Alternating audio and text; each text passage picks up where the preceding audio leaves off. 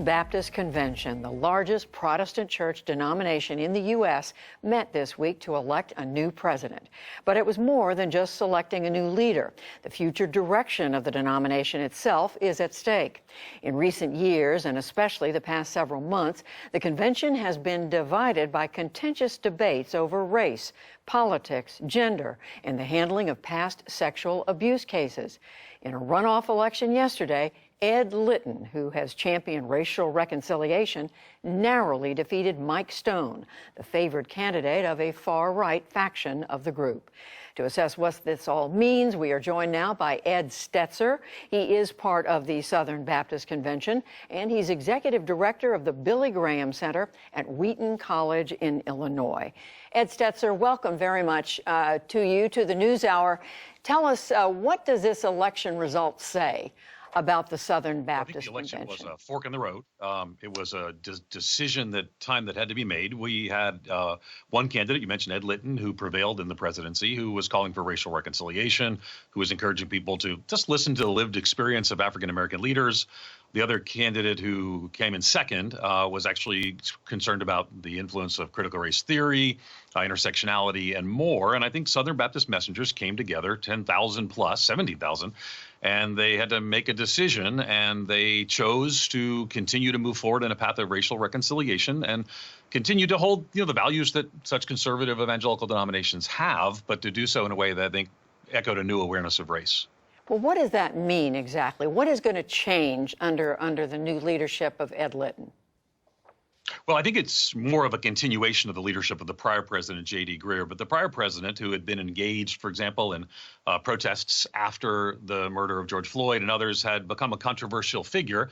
And he became a controversial figure because, people are watching cable news many, many hours a week, and they're being discipled by their cable news. And for many evangelicals, they tend to be more conservative, and they would like to see what they see on their cable news every night in the week maybe be reflected in their church and their denomination. And I think the expectation for many was that would prevail at this annual meeting, but another voice emerged, and other voices emerged around him.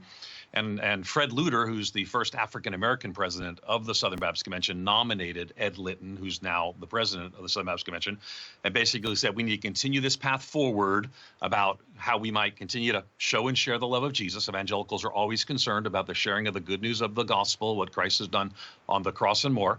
But then also to say part of that is, how do we learn to love our communities? We learn to love people who are different than us, people of other races, backgrounds, and ethnicities. So I think it's a continuation of the leadership, but there was a growing backlash that was evident. And there's still division, I think, at the denomination.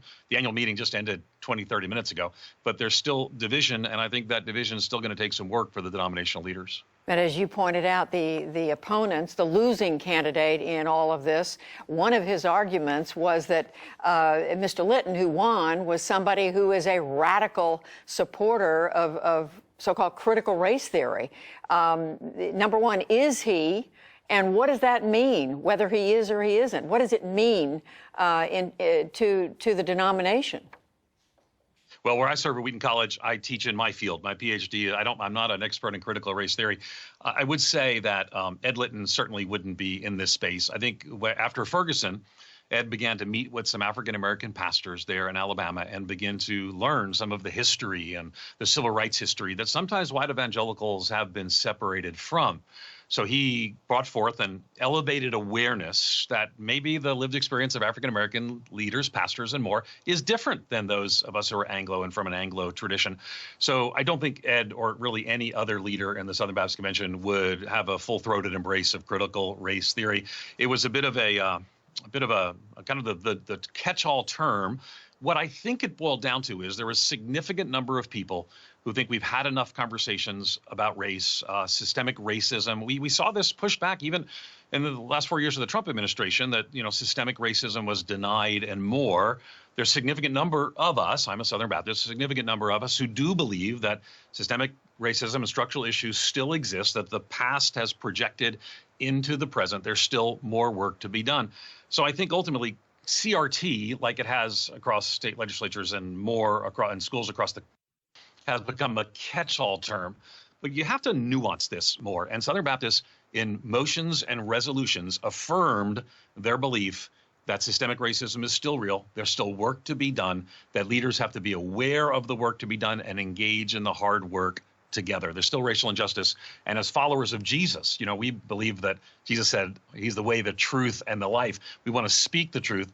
It was a false report that critical race theory had become this huge issue in the Southern Baptist Convention. People rejected that.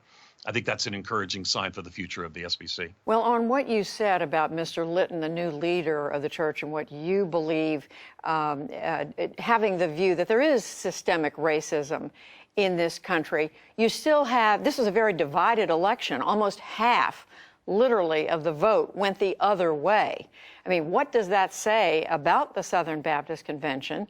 And is it going to hold together?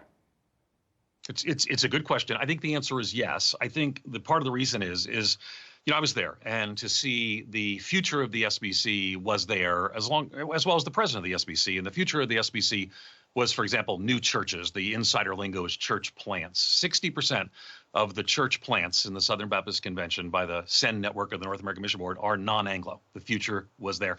The next generation was there. The future was there. What's surprising to a lot of people is that among Southern Baptists, there's actually a quarter of the churches are predominantly non-Anglo. The future was there.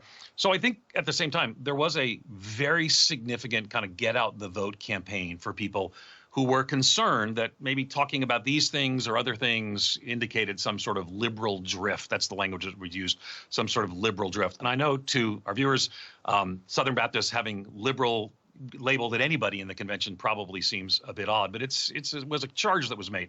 And so I think what happened is this was an all-out, get-out-the-vote moment.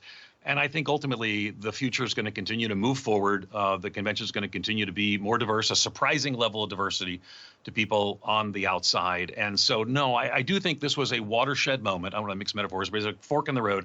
And that fork has been taken.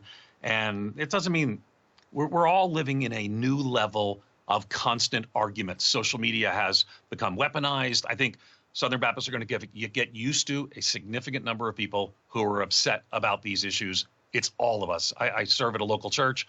This is always going to be the case now moving forward. And the reality is we have to do the right thing even when it's the hard thing. I hear you. I hear what you're saying about we're living at a time of constant argument. But I also hear you saying you think the Baptist convention is going to hold together despite this disagreement in this vote.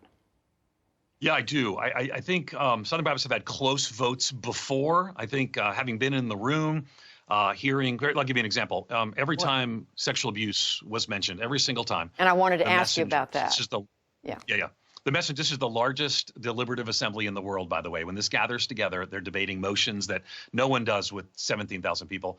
But every time the messengers had an opportunity to strengthen, clearly address, whether it was a motion, a resolution, or amendment, they strengthened the response to sexual abuse. They sought to create a more independent investigation to see when charges were leveled. At every occasion, they did. I left encouraged. I actually had the privilege of sitting next to a survivor, Megan Lively. I have her permission to share her name.